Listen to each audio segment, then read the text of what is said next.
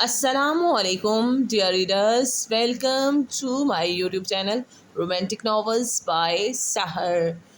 Part number novel کا 19 start کریں گے۔ چلتے ہیں ناول کی طرف۔ شاویز ابھی بھی آفس میں بیٹھا لیپ ٹاپ میں مسکراتی آنکھوں سے یہ حسین منظر دیکھ رہا تھا جس میں ہانیہ ناشتہ کرتی اس کی آنکھوں کے سامنے تھی۔ کبھی وہ اس کے چھوٹے چھوٹے ہاتھوں کو دیکھتا، کبھی منہ میں لے جاتے نوالے کو۔ کھانے کے لیے ہانیہ نے منہ کھولا تو اس کے گلاب کی پنکھڑیوں جیسے گلابی ہونٹ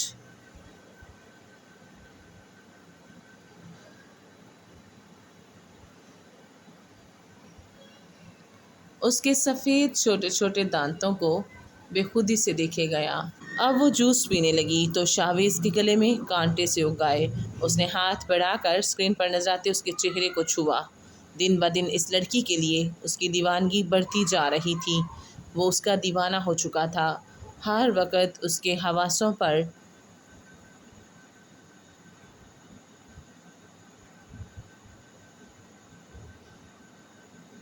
سوار رہتی۔ اب تو یہ حال تھا۔ رات بھر اس کے قریب رہنے کے بعد صبح پھر آنکھیں اسے اپنے سامنے دیکھنے کے لیے ضد کرتیں۔ دل مچل اٹھتا کہ وہ ابھی سامنے چاہیے اور بس چاہیے۔ شاویز پہلے دن کے بعد جب ہانیہ کے پاس گیا تھا تو 7 منی سائز کیمرے اس کے روم میں اور لاؤنج میں لگا آیا تھا، کیونکہ وہ انہی جگہ پر زیادہ پائی جاتی تھی۔ مگر 2 دن بعد اسے احساس ہوا ایک کیمرہ لان میں بھی ضروری ہے۔ شام کے وقت ہانیہ اکثر وہاں واک کرتی تھی اور دیدار یار تو شاویز کے پرسکون رہنے کی دوست تھی جس کی ہر وقت اسے ضرورت ہوتی تھی۔ اس طرح شاویز کا دن گزر جاتا، رات میں تو پھر اس کے قریب ہی ہوتا تھا۔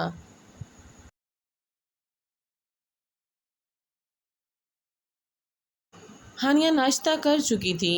اب وہ ڈریس اپ ہونے باتھ روم گئی کیونکہ کچھ دیر بعد اسے اپنے ڈاکٹر کے پاس منتھلی چیک اپ کے لیے جانا تھا۔ اس کی دید سے سیر ہونے کے بعد شاویز کو بھوک کا احساس ہوا جب اس نے اپنے لیے ناشتہ منگوایا۔ ہانیہ کے کھانے کے بعد ہی اسے بھوک کا احساس ہوتا تھا، ورنہ پورا دن اسے یاد ہی نہیں رہتا کہ کھانا بھی کھانا ہے۔ ناشتے سے فارغ ہوا تھا، کچھ ضروری فائل دیکھنے لگا۔ 2 گھنٹے بعد اس کی میٹنگ تھی۔ کچھ ہی دیر بعد پیون اس کا پارسل لے کر آیا جو شاویز نے کل ہی آرڈر کیا تھا۔ بڑے سے پیکٹ میں کچھ خوبصورتی سے پیک تھا۔ شاویز نے مینیجر کو بلایا۔ یس سر۔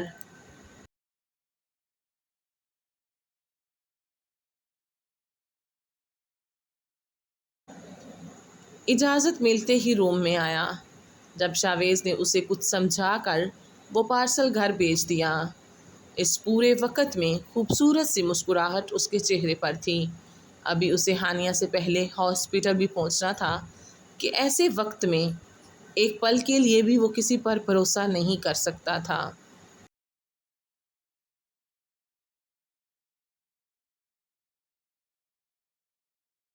ہانیہ ڈاکٹر کے پاس سے چیک اپ کروا کر واپس آئی تو سامنے ہی بیڈ پر بڑا سا گفٹ پیک پڑا اس کا انتظار کر رہا تھا۔ پھر سے حیرت اور خوشی کے ملے جلے تاثرات کے ساتھ قریب آتے اسے اٹھائے، اپنی بڑی سی چادر اتارتے ایک طرف رکھتے آرام سے بیڈ پر بیٹھی۔ لائٹ بلو سوٹ میں اس کی گلابی رنگت چاند کی طرح دھمک رہی تھی۔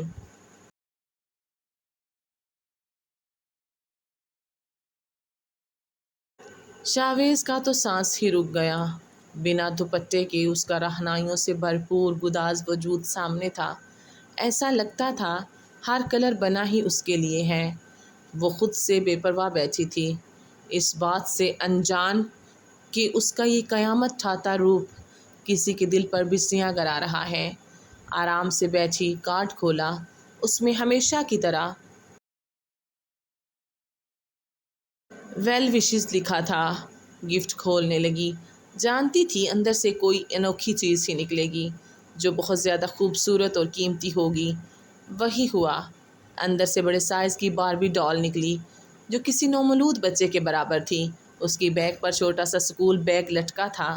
ہاتھ میں بڑی انگلی کے سائز کی فیڈر تھی جو وہ آگے کرتی بار بار ماما ماما کہہ رہی تھی۔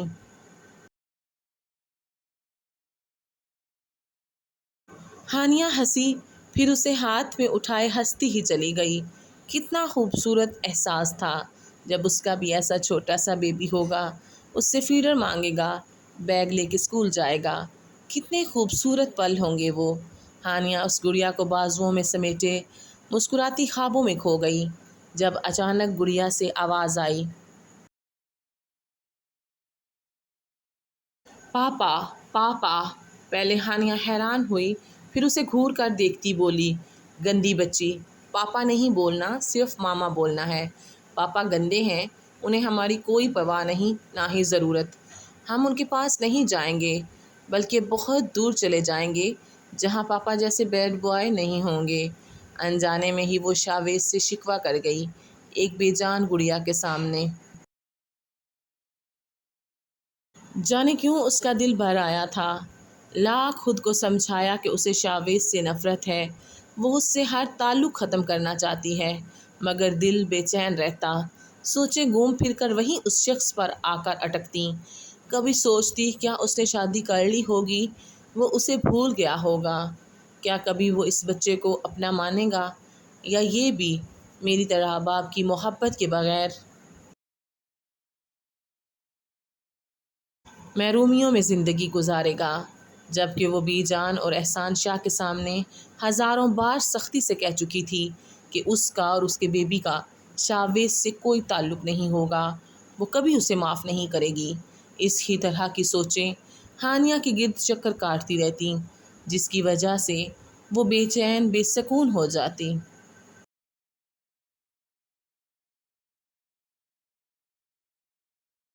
کیوں نہیں نکلتا تھا وہ شخص اس کے دل و دماغ سے آخر؟ کیوں نہیں بھولتی وہ اس کی محبت بھری سرگوشیاں؟ میاں بیوی کے پاک رشتے میں اللہ نے ایک الگ ہی کشش رکھی ہے جو کوئی نامحرم کے سمجھنے کی بات نہیں، ایک دوسرے کو کالے جادو کی طرح کھینچتی ہے۔ اسی طرح چاہے ہزاروں لڑائیاں ہوں مگر محبت کم نہیں ہوتی۔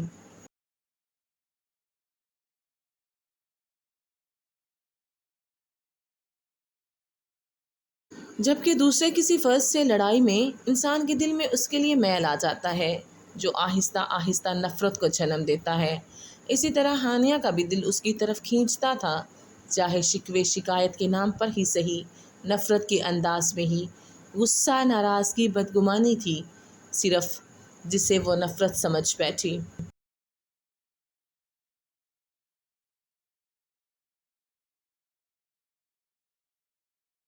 جسے وہ نفرت سمجھ بیٹھی تھی، مگر وہ اس بات کو ماننے کو تیار نہیں تھی۔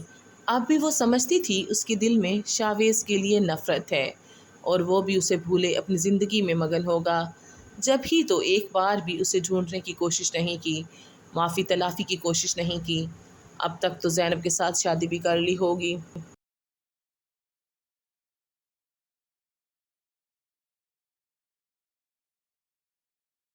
ایک کانٹا تھا جو اس بے حس شخص کی زندگی سے نکل گیا۔ اب تو خوش ہوگا وہ۔ ان سب سوچوں نے اسے اداس کر دیا تھا۔ ان دنوں اس کی کیفیت عجیب تھی، کبھی خوش ہوتی کبھی رونے لگتی۔ دوسری طرف شاویز اس کے دور جانے کی باتیں سنتا بے چین ہوا تھا، اداسی آنکھوں میں ہلکورے لینے لگی۔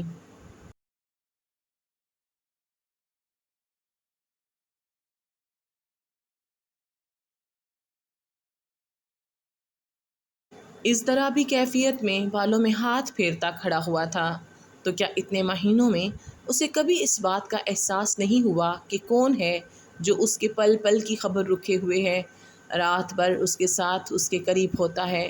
شاویز کی محبت کا احساس اسے اپنے ارد گرد محسوس کیوں نہیں ہوا؟ مگر اب بہت ہوا یہ سب۔ وہ اپنی شرعی قانونی بیوی سے کب تک ایسے چھپ چھپ کر ملتا رہے گا؟ اس طرح تو کبھی ہمارے بیچ یہ بدگمانی ختم نہیں ہوگی، نہ ہی دوریاں ختم ہوں گی۔ دل گرفتہ سا شام کو ہی گھر آ گیا تھا جب اسے اطلاع ملی بی جان ہانیہ کو اپنے ساتھ گاؤں لے جانا چاہتی ہیں۔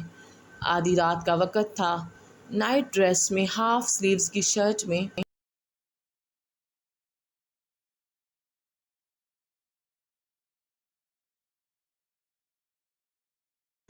دور کہیں خلاؤں میں نظریں جمائے ٹیرس کی ریلنگ کے ساتھ کھڑا تھا۔ سردی بڑھ رہی تھی مگر وہ ہر چیز سے بے پرواہ ایک ہاتھ میں سگریٹ سلگائے گہرے کش لیتا منہ ناک سے دھواں نکال رہا تھا۔ ہانیہ کی دوری کے احساس سے خون دماغ میں ٹھوکریں مار رہا تھا، سر درد سے پھٹ رہا تھا۔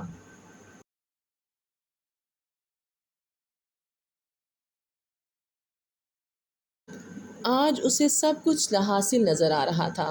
لال سرخ آنکھوں میں نمی لیے وہ اپنے ہاتھ دیکھے گیا جو اسے خالی نظر آئے۔ آج بھی وہ تئی دامن خالی ہاتھ تھا۔ آسمان کا چاند بھی اسے دیکھتا اداس تھا۔ سگریٹ ختم کرتے اس نے منہ پر ہاتھ پھیرا اور ہانیہ سے آمنے سامنے ملنے کا فیصلہ کیا۔ اب وہ کافی بہتر تھی، مینٹلی کنڈیشن کے ساتھ ساتھ مکمل صحت یاب ہو چکی تھی۔ اب اس سے بات کی جا سکتی تھی۔ بی جان اصرار کرتی ہانیہ کو لیے گاؤں آ گئی تھیں کہ یہاں کا ماحول اس کی صحت کے لیے اچھا ہے، اور اب تو احسان شاہ کی بھی شاویز سے ناراضگی ختم ہو گئی تھی۔ آخر بیٹا بنا کر پالا تھا، کب تک اسے سزا دے سکتے تھے، اور اب تو انہیں اس کے دن رات کی بھی خبر تھی۔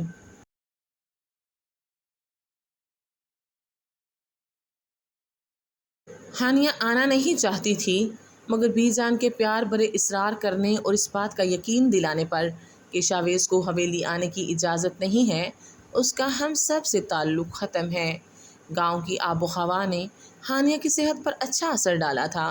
وہ اور زیادہ صحت مند، خوبصورت، بڑے بڑے وجود کی مالک ہوتی جا رہی تھی۔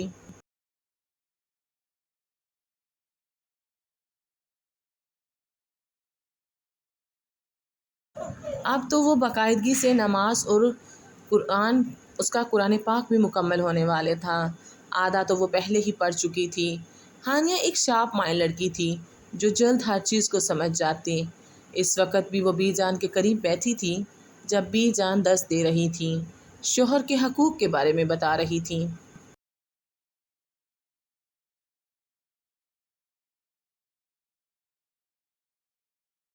ماں جی، مجھے سکون نہیں ملتا۔ جب نماز پڑھتی ہوں بس تب تک ہی سکون رہتا ہے، اس کے بعد پھر وہی بے چینی، بے سکونی۔ تبھی ایک کم عمر خوبصورت سی لڑکی نے پوچھا، تم اپنے شوہر کا گھر کیوں چھوڑے بیٹھی ہو؟ ماں جی، میرا شوہر مجھے مارتا ہے، بے عزت کرتا ہے۔ اچھا، اور تم کیا کرتی ہو؟ ماں جی نے شرارتی مسکراہٹ سے پوچھا۔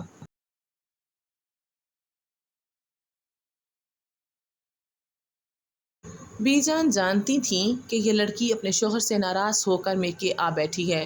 اس کی ماں نے ہی بتایا کہ ان کی لڑکی کو سمجھائیں جو ان کے قابو میں نہیں ہے۔ میں بس بولتی ہوں تو وہ ہاتھ اٹھاتا ہے، لڑکی نے اپنی صفائی دینا چاہی۔ اچھا، تم اپنے شوہر کو برے الفاظ بولو، وہ بیچارہ تمہارے لیے محنت مزدوری کر کے زیادہ محنت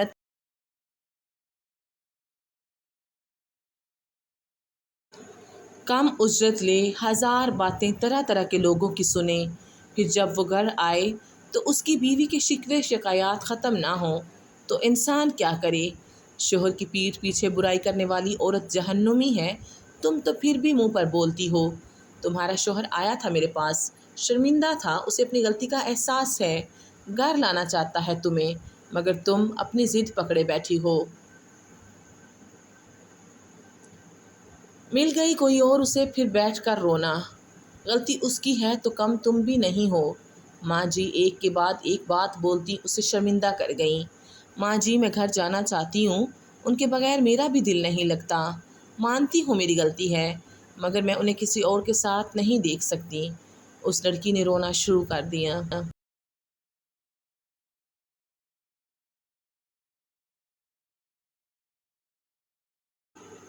تم دونوں میں ہی صبر اور برداشت نہیں۔ اسے سمجھا دیا تھا، اب تمہیں سمجھا رہی ہوں۔ تھوڑا سا برداشت، تھوڑا سا سمجھوتا کرو گی تو تم اپنے شوہر کے دل اور گھر پر راج کرو گی۔ کیا یہ سودا مہنگا ہے؟ جو بھی اپنے شوہر سے ناراضگی ہے وہ آج ہی ختم کر لو، اسی میں سکون ہے۔ ویسے بھی تم اتنے دن اپنے شوہر سے ناراض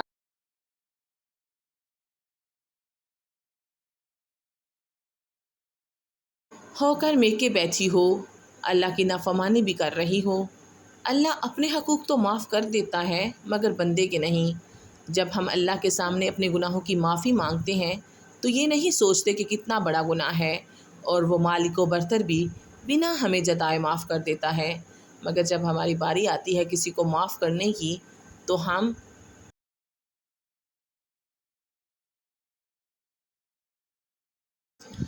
اس گناہ کی لمبائی چوڑائی ناپنے لگ جاتے ہیں، معاف کرنے میں ہچکچاتے ہیں، جبکہ تھوڑی ہی دیر پہلے ہم خدا سے پہاڑ جتنے گناہ معاف کروائے بیٹھے ہوتے ہیں۔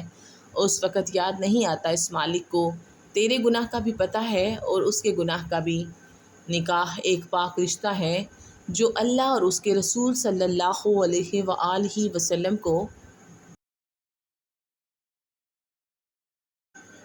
گواہ بنا کر باندھا جاتا ہے کہ یہ کوئی کمزور تعلق نہیں جسے تم ختم کرنا اتنا آسان سمجھتے ہو۔ اللہ دو اجنبی انجان فراد کو ایک دوسرے کے لیے شناسہ بنا دیتا ہے۔ دلوں میں محبت، یقین، احساس کا رشتہ خود بخود پیدا ہوتا ہے۔ یہ ایک خالص رشتہ ہے جو دو دلوں کو اور روحوں کو جوڑتا ہے۔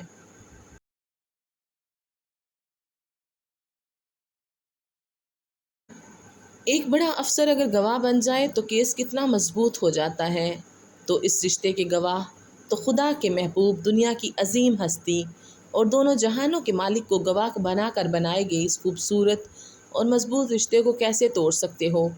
آپ نے صحیح کہا ماں جی، میں اپنے کیے پر شرمندہ ہوں۔ مجھے اپنے حسن پر بڑا گھمنڈ تھا، اس لیے میں انہیں اپنے قابل نہیں سمجھتی تھی۔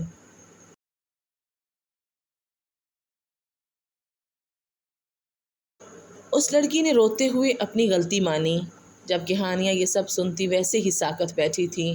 ایک ایک لفظ اس کے دل پر لگ رہا تھا۔ کیا اس سب میں بھی قصوروار ہوں؟ کیا شاویز نے جو کیا وہ ری ایکشن تھا آج تک کے اس کے عمل کا؟ وہ بھی تو یہی کرتی آئی تھی۔ اس نے بھی تو کبھی شاویز کو عزت کے قابل نہیں سمجھا۔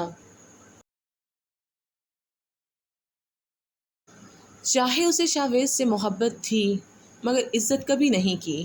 اسے گھبراہٹ سی ہونے لگی تھی اب۔ کیا وہ بھی اللہ کی نافرمان ہے؟ مگر شاویز تو مجھے خود کے قابل نہیں سمجھتا تھا، آج بھی مجھ سے اجنبی بنا بیٹھا ہے۔ ہانیہ خاموشی سے اٹھی اور اپنے کمرے میں آ گئی، جبکہ بی جان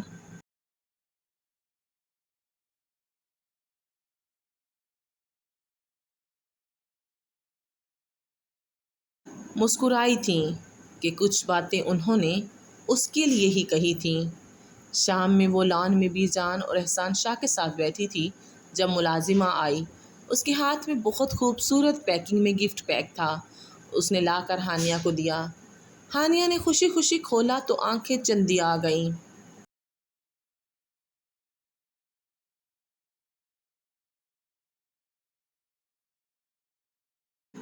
کہ اندر سے بیش قیمت قیمتی پتھر سے بنا تاج تھا۔ اندر ایک چٹ بھی تھی، coming soon my lady. Dad, بی جان دیکھیں کتنا خوبصورت ہے یہ۔ خوشی اس کے چہرے پہ صاف نظر آ رہی تھی۔ ہاں، ہماری شہزادی بیٹی کے لیے ایسی ہی چیز ہونی چاہیے۔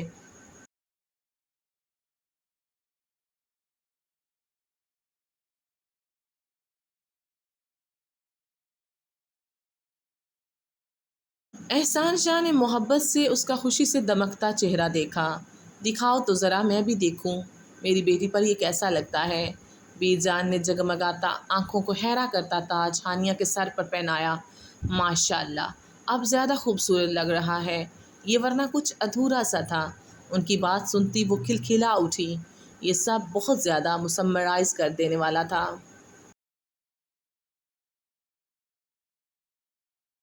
زندگی میں ایسے سرپرائز اسے کبھی کسی نے نہیں دیے تھے۔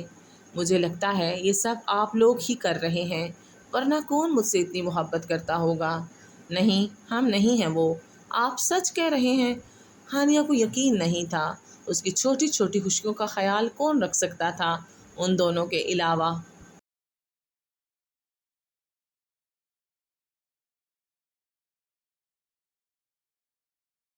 آج تمہاری یہ غلط فہمی بھی دور ہو جائے گی، تم سے وہی ملنے آنے والا ہے، پھر دیکھ لینا کیا سچ ہے کیا جھوٹ۔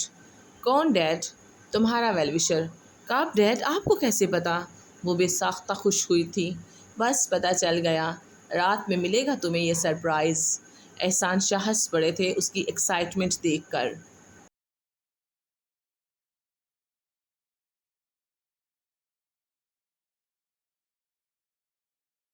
اف ڈیڈ، اب مجھ سے ویٹ نہیں ہوگا۔ پھر منہ بناتی رات کا انتظار کرنے لگی۔ رات ڈنر کے بعد ہانیہ بیٹھی تھی جب ہی رشیدہ کی بیٹی اس کے پاس ایک کارڈ لائی۔ اس نے کارڈ کھولا تو اس میں لکھا تھا، بیک سائڈ گارڈن میں تمہارے لیے سرپرائز ہے، جلدی آؤ۔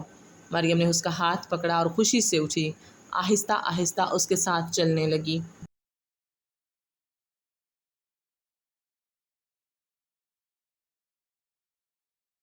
وہ باہر آئی تو ایسا لگا کہ ہر طرح کے آسمان کے تارے زمین پر اتر آئے ہیں۔ سارے چھوٹے بڑے درختوں پر لائٹس جگنوؤں کی طرح ٹمٹما رہی تھیں۔ بیک سائڈ آئی تو سٹارٹ سے لے کر سامنے وائٹ پھولوں سے ڈیکوریٹ کیے گئے جھولے تک گھاس پر ریڈ کارپٹ بچھا تھا۔ کارپٹ کے اطراف میں وائٹ ہی لائٹس تھیں، ریڈ وائٹ بیلون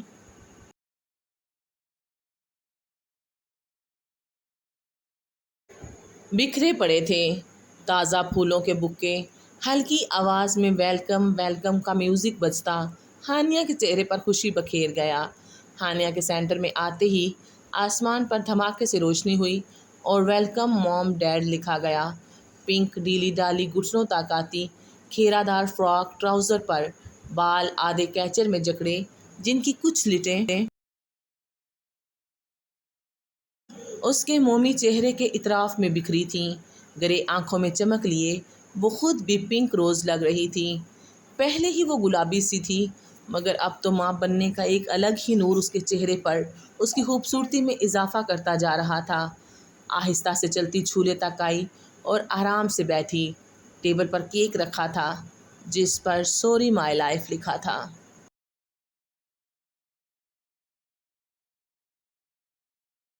یہ سب جس نے کیا تھا اس کا ابھی تک کچھ پتہ نہیں تھا۔ ہانیہ کو بے صبری سے انتظار تھا اپنی ویل وشز سے ملنے کا، جس نے اسے ان دنوں میں بہت خوشی دی۔ اس کے چہرے پر مسکراہٹ کی وجہ بنا، مگر وہ اس کے صبر کا امتحان لے رہا تھا۔ اسی وقت پورے گارڈن میں اندھیرا چھا گیا اور بس ایک طرف فوکس لائٹ آن ہوئی، جس میں کوئی چلتا ہانیہ کی طرف آ رہا تھا۔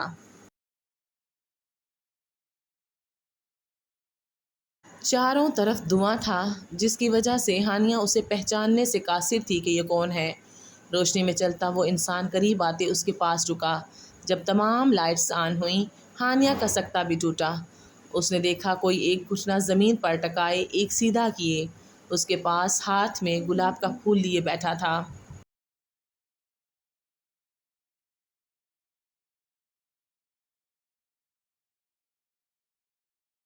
ہانیہ ساکت سی سانس روک گئی۔ اس کے سامنے light brown shirt, black jeans میں سرخ و سفید کھلتے چہرے کے ساتھ وجاہت و حسن کی مکمل تصویر بنا۔ مسکراتا، آنکھوں میں اس کے لیے جذبات کا سمندر لیے، وہ کوئی اور نہیں شاویز ہی تھا۔ میں آج سب کے سامنے تم پر یہ ہر ظلم، زیادتی، ناانصافی کی معافی مانگتا ہوں اور عہد کرتا ہوں زندگی بھر تم پر کسی قسم کی سختی نہیں کروں گا۔ جو تم چاہو گی وہی ہوگا۔ تم میرے دل، میرے گھر، میری ہر چیز کی اکلوتی مالک ہوگی۔ پلیز مجھے معاف کر کے میری بے رنگ اور ویران زندگی میں واپس آ کر اس کو خوشیوں سے بھر دو مائی لائف۔ وہ آنکھوں میں آنسو امید لیے اس کے سامنے بیٹھا تھا، جبکہ ہانیہ کی آنکھوں سے بے آواز آنسو بہہ رہے تھے۔ وہ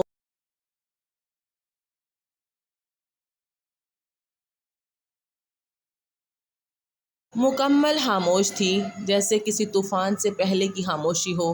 اتنے ماہ کے وہ مناظر کسی فلم کی طرح ایک کے بعد ایک اس کی آنکھوں کے سامنے گھومنے لگے۔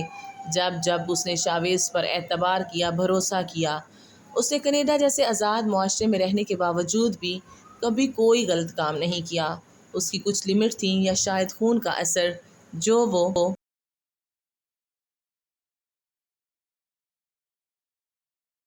برائی کے راستے پر نہیں چلی۔ باہر سے چاہے وہ کتنی ہی ماڈرن ہو، مگر اندر سے وہی مشرقی شرم و حیا والی تھی۔ آج تک اس نے کبھی کسی غیر محرم کو خود کے قریب آنے کی اجازت نہیں دی تھی۔ اس کے چہرے کے سنجیدہ تاثرات دیکھنے کے بعد ہر کوئی اس سے خائف رہتا تھا۔ اس کے ارد گرد ہمیشہ ایک پروٹیکشن کا احساس ہوتا تھا۔ اس کے باپ کی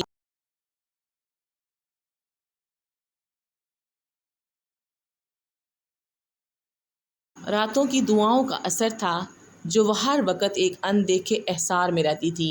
ماں تو اسے یہاں سے لے جانے کے بعد غافل ہو گئی تھی، اسے ایک آیا سنبھالتی آئی تھی۔ اس سب کے بعد بھی اس کے شوہر نے اس پر بہتان لگایا، اس نے اس کی عزت نفس کو مجروح کیا، پوری طرح اسے توڑ دیا۔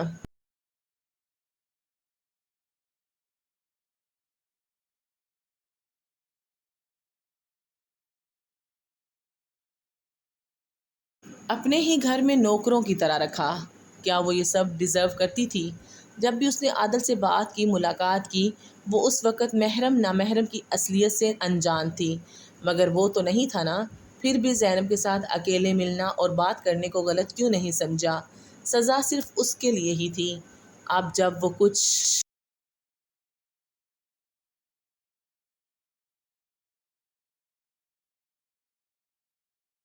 زندگی کی طرف واپس آئی ہے تو وہ واپس آ گیا۔ مہینوں کی اذیت کیسے بھولے؟ شاویز کی وہ ذلت برے الفاظ وہ کیسے یہ سب اتنی آسانی سے بلا دیتی؟ کتنی ہی راتیں اس نے روتے سلگتے اذیت میں کاٹی تھیں، ہر رات اپنی موت کی دعا مانگتی تھی۔ وہ ذلت جو اس نے زینب کے ہاتھوں اٹھائی، بچا ہوا کھانا کھانا، اپنے ہی گھر میں اس کی عزت محفوظ نہیں تھی۔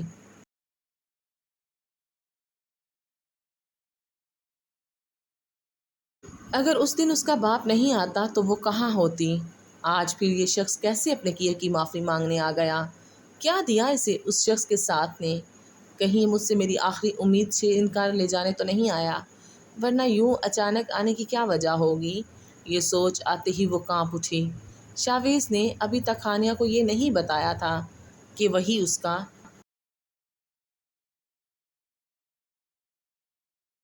ویل وشر ہے۔ آپ کیوں آ گئے ہیں پھر سے میری زندگی میں میرے ساتھ کھیلنے؟ آپ کا ابھی تک دل نہیں بھرا مجھے توڑ کر، رسوا کر کے؟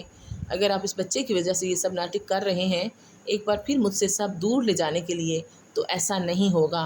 اگر آپ نے مجھے اب تنگ کیا تو میں خود کو ختم کر لوں گی، مگر آپ کے ساتھ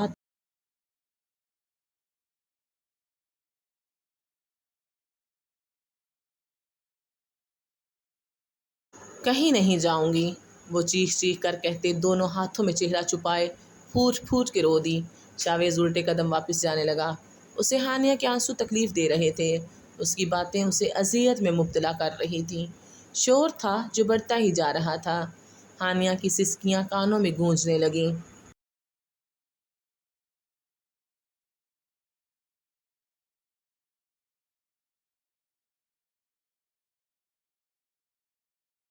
شاویز کے دماغ کی شریانیں پھٹنے لگیں۔ وہ تیزی سے بھاگتا گاڑی تک آیا اور فارم ہاؤس کی طرف گاڑی بگائی۔